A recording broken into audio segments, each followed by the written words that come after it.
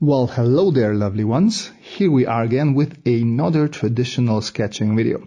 Since most of you enjoyed me babbling a little bit in the beginning of the last video, we shall do the same thing here as well. Last time I used just a simple sheet of paper.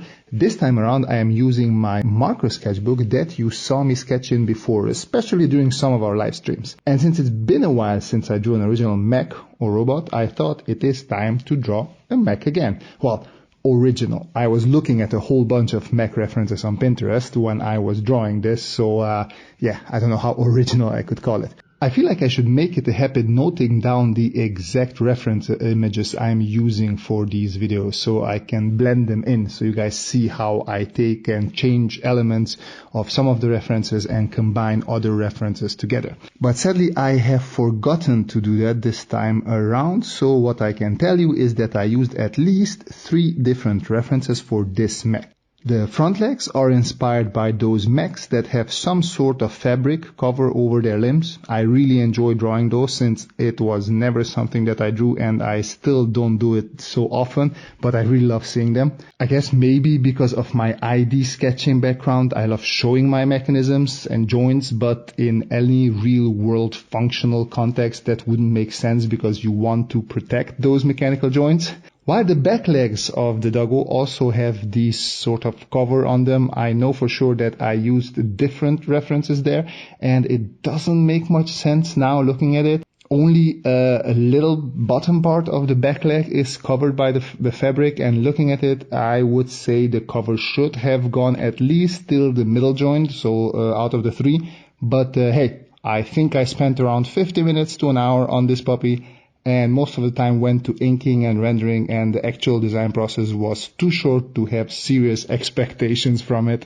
This is also a good moment to mention that the ring on the back of the doggo is a total form over function sort of choice. I don't remember exactly if I saw this type of ring on a spaceship or another mech, but I really liked that ring and wanted to incorporate it into my mech. I started coming up with a justification for it, why it should be there. I was thinking, since the robot looks like it's quite nimble and is probably an all-terrain unit, it could be a communication extending sort of mech. It could climb up hills and mountains, and the ring would serve as a sort of an antenna. That is also why I added those thinner antennae that reach backward from the ring. And to balance the top and front heaviness of the robot, I decided to add 2 elongated tails or wings, whatever you want to call them, to the back of it. Honestly, I didn't even try coming up with a particular story for those parts. I just needed something that will balance the whole thing visually. And then the engine looking thing just behind the communication ring is something that when I was drawing it also seemed necessary for the balance. And I also was a bit afraid that the core body for the robot doesn't have enough mass to hide the engines or batteries or other sci-fi knickknacks that are necessary to power such a unit. But looking at it now, I think I could have left it off or at least made it a bit smaller. But it is there now and I guess we'll just have to live with it. And with that, we have our robot dog thing. For the process, one thing that I think is worth mentioning is that you will see at one point I will switch from my Atreo fineliner to my Hema fineliner. Both are on the same cheap sort of end of the spectrum. So why the switch? Well, if you look at what I'm drawing at the moment of the switch, it's the back leg of the mech that is also in the background. And these I like to draw a bit thinner in general. Detail that is further away from the camera, we tend to draw with thinner lines, less pressure and opacity.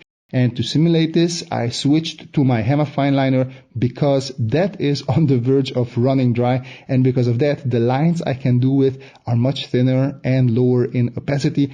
Meanwhile, I just started using my Atreo one, so that can't go as thin and is fuller in value. So yeah, this is a little tip for you if you need to do a line or value variation with your fineliners.